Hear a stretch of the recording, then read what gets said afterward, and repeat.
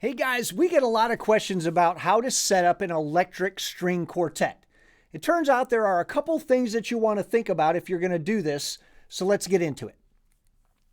First, why would we want to do this? Why would you want to have an electric string quartet? Well, there's a number of reasons. One is that you can get louder than an acoustic string quartet. If you want to play bigger venues, maybe you want to play noisier venues, totally possible to do with amplification. The thing a lot of people don't often think about is that electric instruments are quieter than acoustic instruments.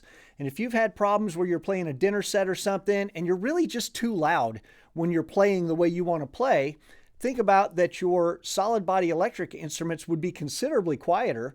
You don't have to hold back so much when you're playing. You can actually play the way you want to. You just turn the amps down a little bit. So it does broaden the size of the venues or the types of venues that you can book with your string quartet. There are some modern composers that are writing things that require the use of effects like delay pedals or loopers or pitch shifters. Totally possible to do with electric strings. The other thing to think about too is if you're going to be playing outside some, man, string instruments really sound better when they've got reverb on them, when they sound like they're in a cathedral or a hall. If you're using amplified instruments, you can add in that reverb even if you're outside in a place that doesn't have it, and you can make it sound like you're playing in a cathedral even when you're not. Probably the biggest reason from a business standpoint to put together an electric string quartet is differentiation. What's going to separate you from the other 13 string quartets that are in town? If we want to be able to book ourselves as something that's a little hipper, a little fresher, a little more interesting than the standard string quartet, you have the ability to do that if you have electric instruments. And then the last one that a lot of people don't think about, when you have a string quartet, you have to have 2 violinists, 1 violist, and a cellist. With electric instruments, you are no longer hemmed in by that. You can actually just pick the 4 players you want to work with. They don't necessarily have to play each of those instruments, and I'll tell you how. One of the first questions that people get is, who makes the instruments for an electric string quartet? And by that they mean, which manufacturers make a violin, a viola, and a cello, because of course I want them to match. You don't have to match, but we'll get into that in just a second. So this list here, Aurora, Bridge, Glasser, NS Design, Yamaha, Zeta, they make stock instruments that are violin, viola, and cello. I've got a star next to Aurora because we don't carry any of their violas yet, but you could use a 5-string violin to cover that viola part, or you could just string a violin as a 14-inch viola. That's another discussion. And then you see at the bottom there that Wood Violins and Jordan Violins do make violas and cellos. Those are custom items, and you may have to wait a minute to get that instrument. So back to my previous statement, do they have to match? The answer is no, they do not have to match. You don't have to have a Yamaha violin, another Yamaha violin, a Yamaha viola, a Yamaha cello in order for the thing to sound right. It's not a thing. We make vocal quartets not based on, well, you've got a scratchy voice and you've got an airy voice and you've got, so no, you don't necessarily have to match the instruments. And remember, it's going to be the players and the way they play together and the way they articulate their notes that make you sound like an ensemble, not the fact that you have matching instruments, right? But if we do want some sort of visual cohesion, we want to look like an ensemble and not just 4 randos that walked into the place, maybe you want to match colors. We could get 4 black instruments. We could get 4 white instruments, 4 wood tone instruments, whatever. So you could conceivably have 4 different manufacturers as long as they're the same color and you guys are dressed in a similar theme. People are going to assume that you're an ensemble. You don't necessarily have to match the manufacturers, okay? So for the violins and violas, the high strings, we've got options, okay? You've got the 4-string violin, the standard 4-string violin, that can cover the violin 1 and violin 2 parts. If you have a 5-string violin, they can cover both or all 3. They can cover violin 1, 2, and viola. If you take a electric violin, which is essentially a 14-inch viola size, and string it A to C, you now have a 4-string viola.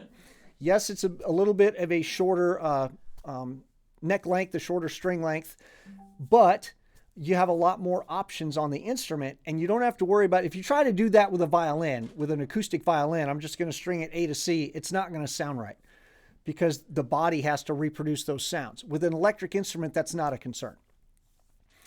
If you've got a 4-string viola, obviously you can cover viola parts with that, but they make a 5-string viola with a high E that could cover both of those parts. So there's a lot more flexibility for the high strings. Turns out there's flexibility on the low strings too. You can use an electric cello to cover the cello parts. You can use an octave 5-string violin or an octave viola. What does that mean? It's a violin or a viola that has special strings put on there that are tuned down an octave. And once you do that, a 5-string violin or a viola can now play all of your cello parts. You could also use a 5-string violin or a viola with an octave pedal to shift your sound down an octave, and you can cover cello parts with those instruments. So all of a sudden, we realized that we could have 4 5-string violins. If each of them have an octave pedal, they can all take turns covering all the parts. If you're in a wedding ensemble and most of these tunes are not super challenging for you, one of the ways to make it more challenging and more fun and to have some professional development all at the same time, win, win, win, win, right? You could each take turns. You could say, I'm going to play violin on this song, violin 2 on that one. I'm going to make myself read alto clef for the viola part. I'm going to make myself read bass clef for the cello part with an octave pedal on.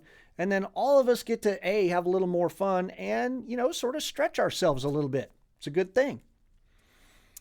With electric ensembles, one of the things we have to think about is how to hear. Options include 4 amps. Each person brings their own amp. They plug in, we sort of blend, and we figure all this stuff out together.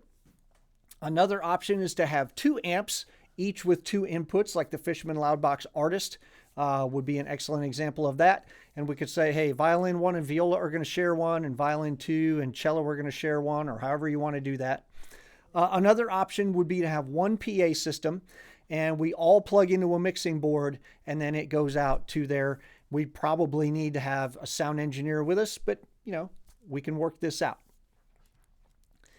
If you would like to be wireless, if we're going to go with the 4 violin route, or we've got a cellist who's got a NS Design cello that can walk around with it on a strap system or something, maybe we want to be able to have a strolling quartet. It's a thing we could do.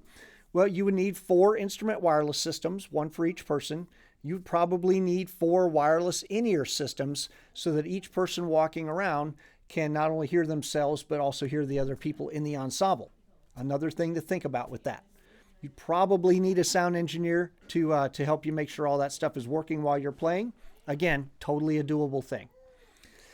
We've got to think about, do we want to restrict ourselves to playing in venues that have electricity? Or do we want to have the ability to play places that don't have electricity? Out in the woods, on the beach, whatever. It is possible to have battery-powered amps, battery-powered wireless units, battery-powered effects units, and you can be completely untethered and electric all at the same time. Totally doable. So, as always, you can call our shop.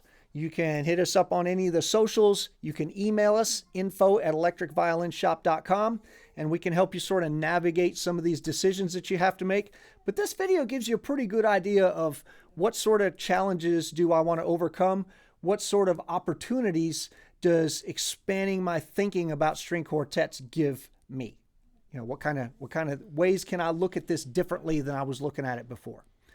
And as always, ask you to subscribe to our YouTube channel.